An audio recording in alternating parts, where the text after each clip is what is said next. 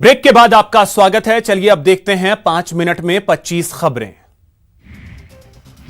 बिहार में एक बार फिर आसमानी आफत ने 58 लोगों की जान ले ली। यहां बिजली गिरने से गोपालगंज में सबसे ज्यादा 14 लोगों की मौत हो गई।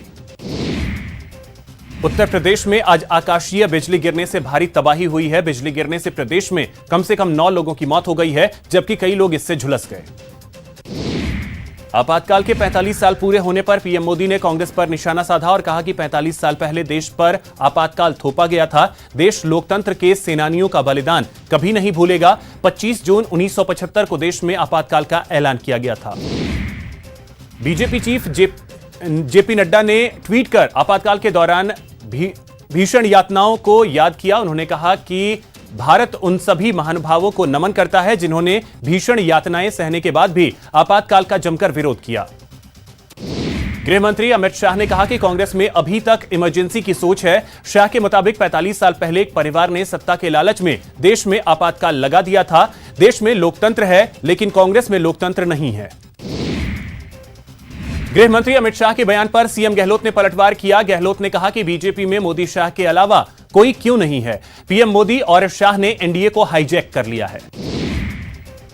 सीबीएसई बोर्ड की 10वीं और 12वीं की बचे हुए परीक्षाएं कराने की याचिका पर सुप्रीम कोर्ट में सुनवाई हुई, जहां महाराष्ट्र, दिल्ली और ओडिशा ने परीक्षा कराने में असमर्थता जताने का हलफनामा दाखिल किया, जिसके बाद 10वीं और 12वीं की 1 से 15 जुलाई को होने वाली परीक्षा को कैंसिल कर दिया गया। बाबा रामदेव की दवा कोरोनिल पर राजस्थान सरकार के बाद महाराष्ट्र सरकार ने भी प्रतिबंध लगा दिया है। महाराष्ट्र सरकार के गृह मंत्री अनिल देशमुख ने कहा कि कोरोनिल के क्लिनिकल ट्रायल के बारे में अभी कोई पुख्ता जानकारी नहीं है। ऐसे में महाराष्ट्र में इस दवा की बिक्री पर पाबंदी रहेगी। वहीं बाबा रामदेव ने अपनी कोरोना के दवा से जुड़ा एक ट्वीट किया है, जिसमें उन्होंने लिखा है कि आयुर्वेद का विरोध एवं नफरत करने वालों के लिए घोर निराशा की खबर। देश में कोरोना संक्रमितों की संख्या 4,74,410 हो गई है। पिछले 24 घंटे में 16,922 नए मामले सामने आए। पिछले 24 घंटे में देश भर में कोरोना से 418 लोगों की मौत हो गई। अब तक 14,894 लोगों की मौत हो चुकी है। दिल्ली में कोरोना संक्रमण के मामले में मुंबई को पीछे छोड़ दिया है। दिल्ली में कोरोना मरीजों की संख्या 70,000 से ज्यादा हो गई है। दिल्ली में कोरोना का नया रिकॉर्ड बना है। पिछले 24 घंटे में कोरोना के 3,788 नए मामले सामने आए। महाराष्ट्र में कोरोना पॉजिटिव मरीजों की संख्या बढ़कर 1,39,010 हो गई है, जबकि 69,631 लोगों को डिस्चार्ज कर दिया गया। 6,531 लोगों की मौत हो गई। पश्चिम बंगाल में लॉकडाउन को 31 जुलाई तक के लिए बढ़ा दिया गया है। सूबे में लगातार बढ़ते कोरोना वायरस के मामलों को देखते हुए राज्य सरकार ने यह फैसला लिया। पश्चिम बंगाल में स्कूल और कॉलेज 31 जुलाई तक पहले से ही बंद कर दिए गए थे। बुधवार को सर्वदलीय बैठक के बाद ममता बनर्जी सरकार ने सूबे में लॉकडाउन 31 जुलाई तक बढ़ाने का फैसला लिया। कोरोना वायरस महामारी के बीच कर्नाटक में माध्यमिक स्कूल छोड़ने के प्रमाण पत्र की परीक्षा आज से शुरू हो गई। बेंगलुरु के एक स्कूल में परीक्षा देने पहुंचे छात्रों को मास्क, सैनिटाइजर दिए गए।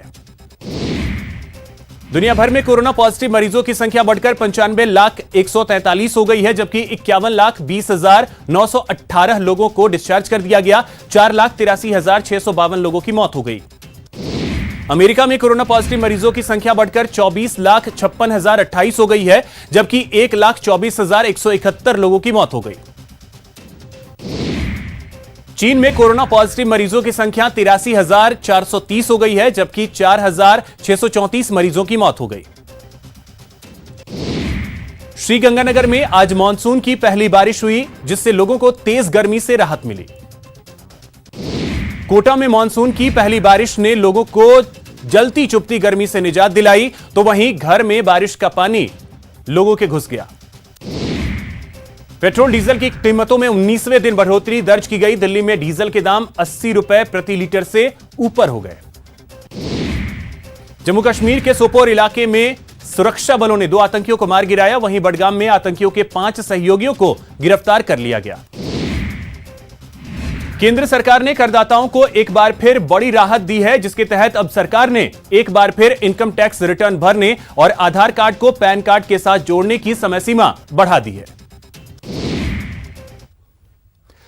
राजस्थान सरकार का 10वीं कक्षा के किताब में